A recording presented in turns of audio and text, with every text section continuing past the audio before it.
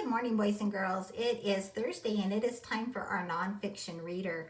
And this week we are going to read a book called Fascinating Frogs. Remember, nonfiction means that everything in it is true. It is filled with facts. So we are going to learn true facts about frogs today. We're going to start by looking at the last page, which is the glossary. And remember that the glossary tells us words that we might find in our story and we might not know what they mean. The first word that we might see in our story that we might not know what it means is defense mechanism. And defense mechanism is a behavior meant to protect oneself from harm. So to defend yourself, that would be a defense mechanism. So I want you to be thinking about a defense mechanism that a frog might have. How could a frog defend themselves against their predators? Our next word is permanent. Permanent means lasting for a very long time. And you may have heard me say before, be careful, this is a permanent marker. That means it won't wash out. So permanent means it lasts for a very long time. Retract means to pull back in. Do you remember on the last page of our I Don't Want to Be a Frog book where little frog stuck his tongue out and snatched that fly? When he pulled his tongue back into his mouth, that was called retract. He pulled it back in. Toxicity. Toxicity comes from the word toxin, and toxin means poisonous. So toxicity means how poisonous something is. That tells me that we might read about some frogs that are toxic. Translucent. Translucent means not completely clear, but enough that light can pass through it and can be seen. So a window, when you look through a window, it's completely clear. But if you ever looked through a window that has some fog on it, that would be translucent. That means you can see through it, but it might be a little bit foggy or blurry. As we read our book today, I want you to think about the directed drawing. Or not the direct, I'm sorry, the 100 mystery chart picture that we did yesterday. If you already did it, I told you that the frog in our 100 mystery chart picture was a certain kind of frog. Do you remember what I said it was? I was wrong. When I started reading our book again today, I realized that I had mixed up two different frogs and I told you the wrong thing. So as we listen today to this book, I want you to see if you can figure out what I said and what the frog that we drew really was. The frog on this cover kind of looks like the frog we drew because it has those big red eyes, doesn't it? All right, let's begin. Introduction. Ribbit. Even toddlers, that means kids that are 2, 3, and 4 years old, recognize the sounds of a frog.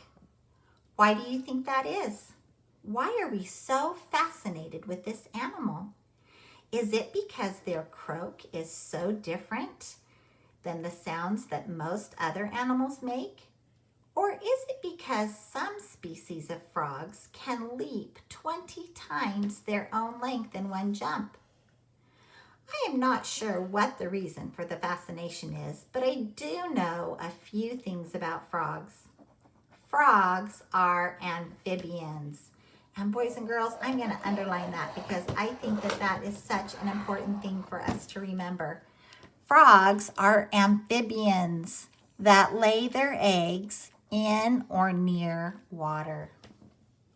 Frogs will go through a complete metamorphosis, which means change, also known as a major change in their lives. During the tadpole phase, they have gills. but will develop lungs so they can breathe air. Frogs don't drink water like we do. They soak it up through their skin. There are around 4,780 different species of frogs with slightly different behaviors and appearances. Let's take a closer look at these frogs. Okay, so frogs go through metamorphosis, which means they start out actually as a tadpole, which is more of a fish. And then they grow legs and lose their tail and get lungs. So when they're baby tadpoles, they can live underwater and breathe underwater just like fish do. But when they grow up and they're frogs, they need to come up above the water to get air to breathe. So that's called metamorphosis. It means change. All right, the first frog that we're going to read about is the poison dart frog. Oh, that's pretty. Yeah, the poison dart frog. The rainforests of Central and South America are home to one of the world's most poisonous animals, the poison dart frog. The bright colors are not just for fashion purposes. They are a warning to predators to be aware of their toxicity, their toxin. For example, the golden poison dart frog could kill 20,000 mice with the poison inside of its body. The frog's skin is covered in the poison, so just one lick of its skin could mean death for a predator. But what about the dart part of the name? You guessed it. Their poison is extracted and used on the ends of hunters' darts to make these weapons even more dangerous. So hunters will take the poison off the skin of the frogs and they dip their darts or their arrows into the poison. And then when they shoot things with it, that poison gets into whatever they shot. Now, if you remember yesterday when we did our mystery picture, I think I called this the red-eyed dart frog and told you it was poison. Well, I got two different kinds of frogs mixed up. This is the poison dart frog, not the one that we drew in our 100 mystery chart.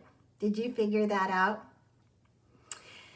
I want to look at our chart for just a minute. I've made a chart up here, and the first frog I put on there is the poison dart frog. And I wrote a fact about the poison dart frog, and that fact says it can be many different colors. If you'd like to pause my video for just a minute and get a piece of paper and pencil, or if you already have it ready, that would be great. I would love for you to write one fact about the poison dart frog. I need to go poo-poo. It can be the same thing I wrote, that a poison dart frog can be many different colors, or it can be something different that you learned about the poison dart frog, like maybe about how the hunters dip their arrows, use the poison from that to dip their arrows in. You decide.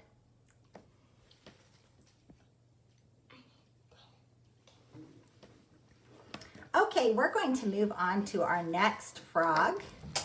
And again, you can pause the video anytime you need to in order to write your facts down.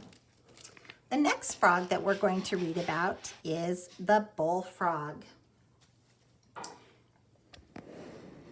The bullfrog gets its name due to its loud, deep croak and how similar it is to a cow's moo. So when a bullfrog croaks, it kind of sounds like a cow mooing. And we know that boy cows are called bulls. And so that's where the bullfrog gets its name, because it sounds like a cow when it croaks. Bullfrogs are semi-aquatic, which means they live near the edge of freshwater ponds and lakes. They eat insects, mice, snakes, fish, and other small creatures. They lunge at their food and swallow it whole. The female bullfrog lays up to 20,000 jelly-like eggs at a time. Once eggs become tadpoles, it will take them a year to develop into full-blown frogs. The male frog will hang around to protect the tadpoles, and it will attack any predator that tries to harm them. Bullfrogs help us out by eating mosquito larvae, that means the mosquitoes' eggs before they hatch, and keeping the mosquito population from getting out of control.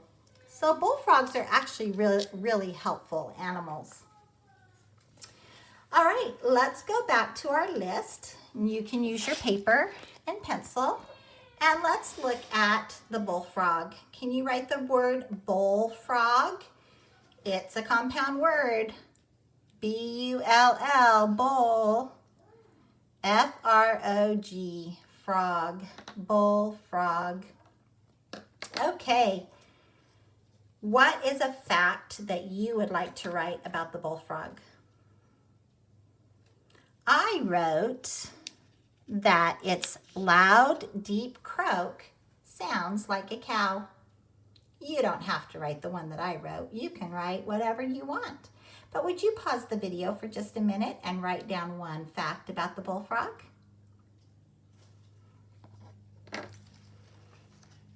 All right, are you ready to learn about our next frog?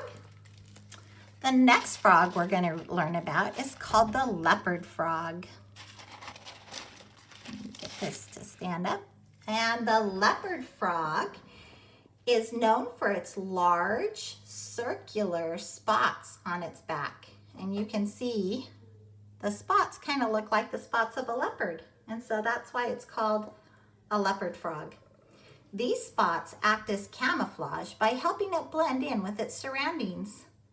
This adaptation protects the frog from predators. The leopard frog is also known as the meadow frog because it can live in large open fields or even mountains. Most frogs live right next to fresh water to ensure that their skin stays moist. When the leopard frog is away from a permanent water source, it will rest in small holes like a ditch that it creates with its own body. During the winter, leopard frogs hibernate under rocks, mud, or underwater. The leopard frog can leap 8 feet in one jump and is the state amphibian for both Vermont and Minnesota. All right, if you will write down on your piece of paper, leopard frog, and then can you write one fact that you learned about the leopard frog? I wrote that the leopard frog has spots like a leopard. You can write that fact or you can write your own. You may pause the video while you write down that fact. We're going to stop the video right there. We have 3 more frogs to learn about, but it's kind of a long book, so I wanted to give you a little bit of a break. So I'm going to back this up. You can pause it right there. You can finish your writing for the poison dart frog, the bullfrog, and the leopard frog, and then you can take a break. Maybe have a snack, read a book, play a game, go outside, do something fun. And when you come back, we'll have part 2 of Fascinating Frogs. We still haven't learned what that frog is called. So when we come back, I'll bet we'll learn about it. See you soon.